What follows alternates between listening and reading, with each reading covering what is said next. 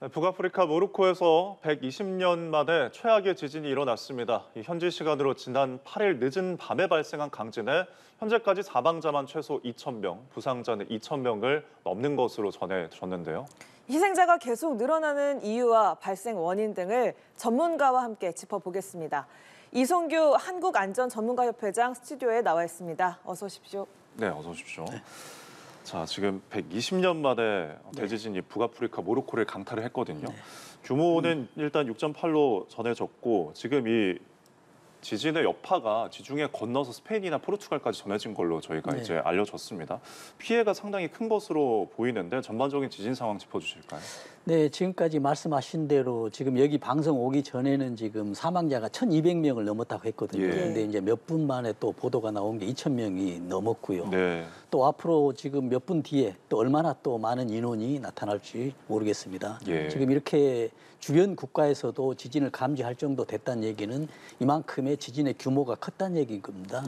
지금 지진 규모가 본진이 있었고 여진이 있었습니다. 본진에서 6.8, 또 20, 30분 뒤에 또 4.6의 지진이 여진이 있었기 때문에 앞으로도 여진이 더 발생할 수도 있고 이런 상황 때문에 어떤 피해가 더 컸다라고도 볼 수가 있겠습니다. 근데 지진 발생 시간대가 저희가 전해드린 것처럼 밤이었거든요. 일단 11시 정도로 이제 추정이 되니까 일단 사람들이 대부분 이제 잠에 든 시간이고 이런 것이 또 피해 규모를 키우지 않았을까 싶은데요. 굉장히 중요한 요인인데요. 우리가 밤에 되면은 어떤 그 잠에 숙면되고 있기 때문에 어떤 외부에서 나타나는 어떤 이상 징후를 발생하는 것이 굉장히 늦거든요.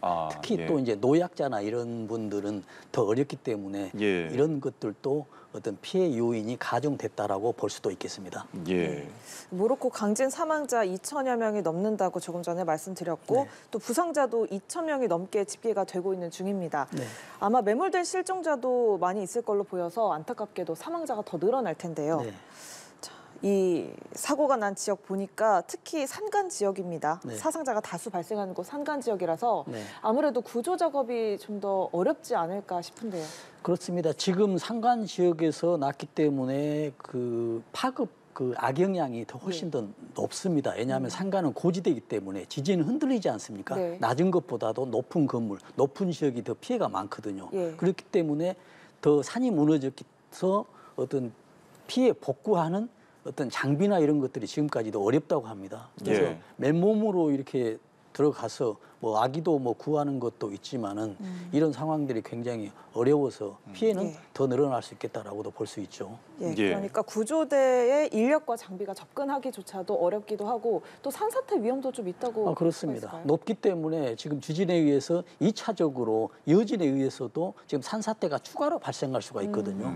지금 장비가 투입되지 못한다는 얘기는 지금 장비가 들어가려면은 지금 길을 복구를 하고 만들고 들어가기 때문에 그만큼 시간이 더 많이 걸릴 수 있어서 앞으로 피해자, 사상자는 더 많을 것이다라고 예측이 충분히 가능하고 있습니다.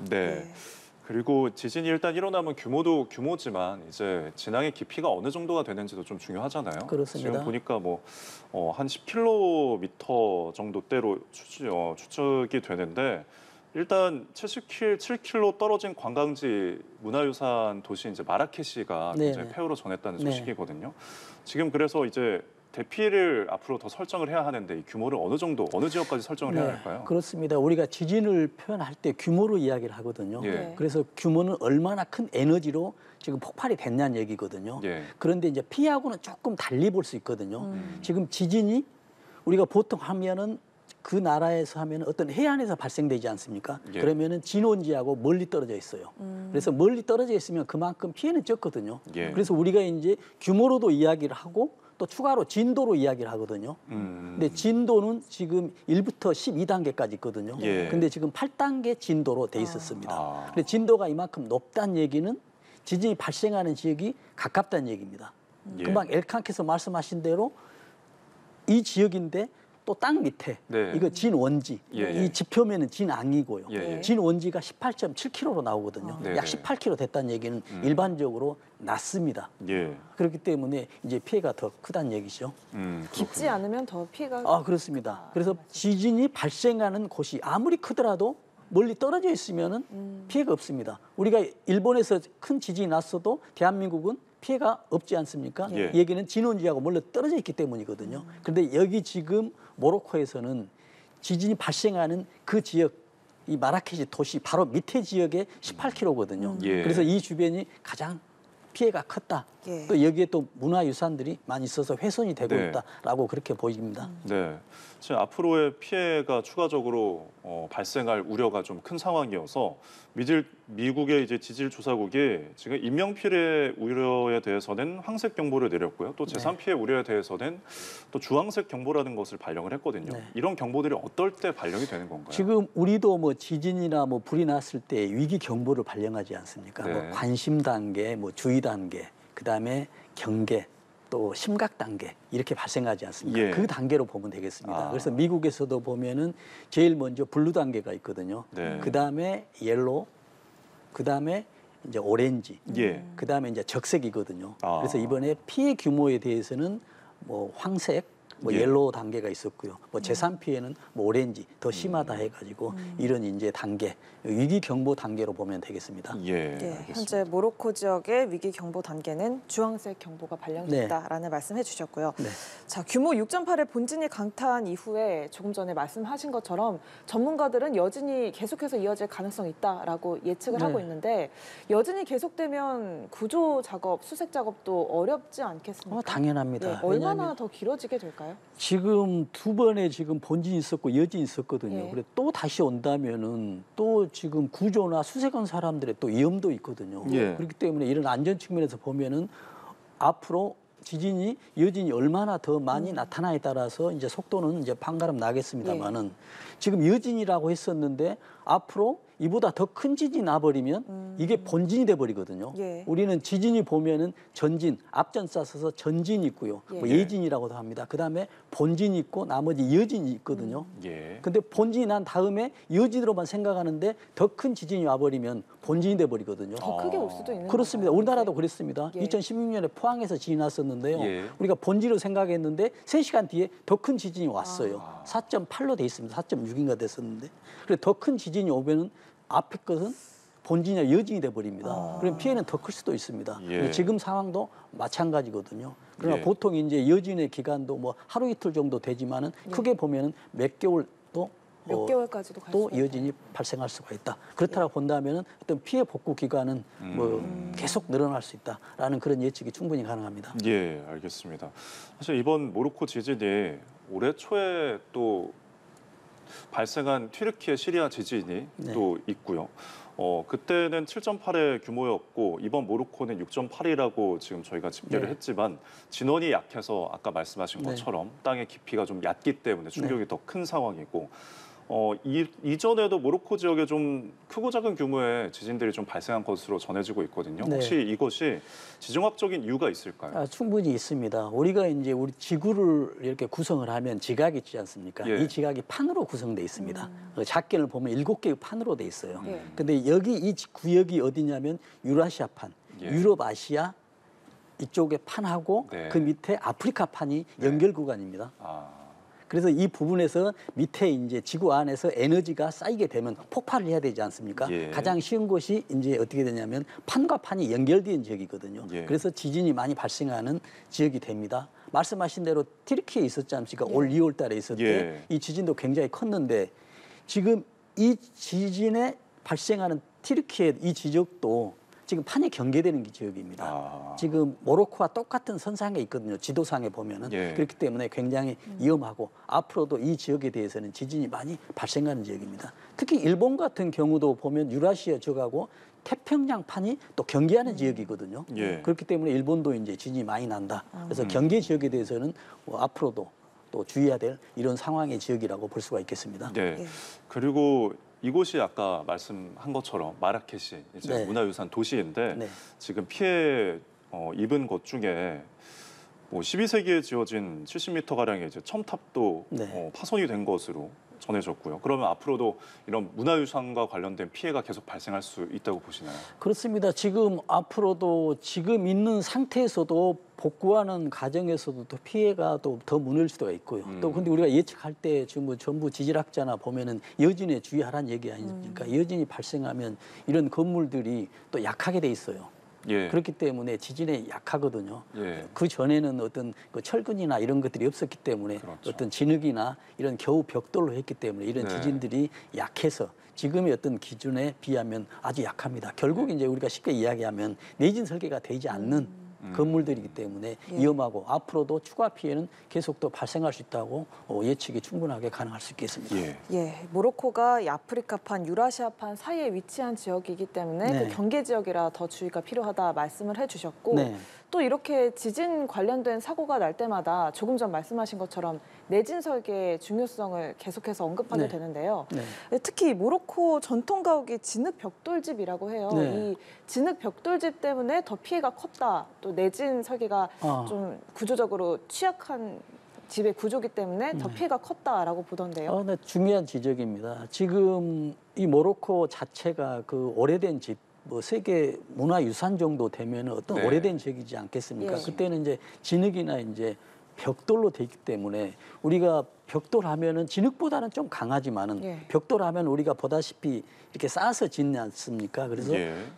우리가 하중에 보면은 무게가 작용하는 것이 수직 하중이 있고요. 또 수평 하중이 있거든요. 네. 근데 벽돌 같은 경우는 수직 하중에는 좀 강합니다. 이 위에서는 웬만한 힘이 눌러도 견딜 수가 있거든요. 그러나 수평 하중, 흔들렸을 좌우로 경우에는 흔들리면 굉장히 약하죠. 어. 그러나 우리가 내진 설계로 하면 철근 같은 거 네. 이런 게 있으면은 수직 하중은 물론이지만 수평으로 어떤 움직이더라도 견딜 수 있는데 여기에서는 지진이 났기 때문에 지진 난다는 얘기는 지금 지구의 판이 흔들리고 있기 때문에 네. 수평 하중이 작용해서 아주 약하다라고 볼 수가 있습니다. 네.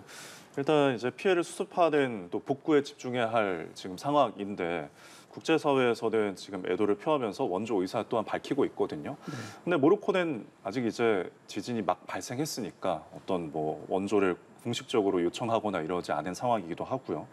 근데 아직도 말씀하신 것처럼 여진 위험이 좀 상당하고 피해 지역이 이제 산간 지역이다 보니까 접근도 쉽지가 않은데 네. 그렇다면 국제사회 어떤 지원이나 원조가 이제 외부에서 이루어질 텐데 이 접근하기가 좀 쉬울까요? 어떨까요? 그렇습니다. 지금 이제 모로코 같은 경우는 어떤 기술력이나 수준들이 낮거든요. 예. 복구하는데도 굉장히 중요합니다. 그래서 우리나라 같은 경우도 아마 여러 가지로 이제 대한적십사사나 이런 데서도 지원이 이제 갈 걸로 생각하는데요. 예. 선진 미국에서도 가는데 가장 중요한 것은 말씀하신 대로 산악지대이기 때문에 네. 접근이 안 되는 경우가 있거든요. 산악지대에서 이런 지진이 발생하면은 어떤 수색 작업이 아니고 복구 작업도 어렵고요. 지금 아마 시간이 갈수록 전혀 손쓸 수 없는 지역도 나타날 수가 있거든요. 예. 네. 분명히 거기에는 사람이 지금 매몰돼 있다 하더라도 그냥 접근이 안 되기 때문에요. 예. 이미 뭐 촬영이나 이런 항공에서만 볼 수 있지 접근이 안 되는 이런 상황도 있지만은 그래도 어떤 그 앞선 기술력으로 인해서 선진국들의 여러 가지 국제적인 사회의 어떤 지원이 꼭 필요하고요. 예. 이런 것들이 예. 좀 소망됩니다. 예, 우리나라도 이 지진에 있어서 안전지대는 아닙니다. 네. 조금 전에 포항 지진 언급해 주신 것도 있지만 우리나라에서도 지진 발생이 늘어나고 있는 추세인데요. 큰 지진을 닥쳤을 때 어떻게 행동해야 되는 행동 요령 미리 알아두는 거 중요할 것 네, 같습니다. 그렇습니다. 지금 이제 우선 아까 말씀하신 대로 지금 일본이 지진 지금 많이 발생하는 지역은 유라시아 판하고 태평양 판 경계선에 있거든요. 예. 네. 그러는데 우리는 경계선은 아니에요. 그러나 경계선하고 가까워요. 그렇죠. 왜냐하면 뭐 킬로로 따지면 뭐 1000킬로 이내가 되거든요. 제주도까지 하면은. 네. 그러면 큰 판으로 본다 하면 모서리 부분이 굉장히 약하죠. 외부에서 어떤 힘이 작용할 때. 그렇다고 한다면 유라시아파는 뭐 중국이나 몽골, 러시아가 있는데 이런 국가에 비해서는 우리나라가 훨씬 더 약하거든요. 예. 예. 그래서 이제 지진이 많이 발생했고요. 예. 포항에서도 발생했고 앞으로도 발생하는데 지진이 이제 발생했을 때 어떻게 이제 대피하느냐 이게 굉장히 중요하지 않습니까? 네. 지진은 맨 처음에 일어났을 때 약 1분 정도가 발생을 합니다.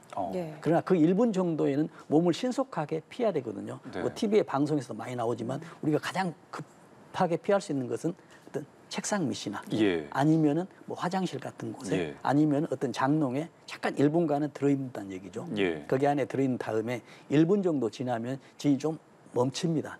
여진이 있더라도 그 사이에 공백이 있거든요. 예. 그럼 밖으로 대피를 해야 됩니다. 그때가 탈출해야 될 그렇죠. 타이밍이라고 네. 볼까요? 예. 탈출을 해야 되는데 여기서 중요한 게 하나 있습니다. 우리가 보통 이제 고층 아파트에서 살지 않습니까? 그렇죠. 근데 엘리베이터를 타면 안 됩니다. 그렇죠. 왜냐하면 엘리베이터를 타게 됐을 때 지진이 만약에 여진이 와버리면 예. 엘리베이터에 어떤 틀이 움직여서 일단 끼어버리거든요. 그렇습니다. 결국 문이 열리지 않는 경우도 있거든요.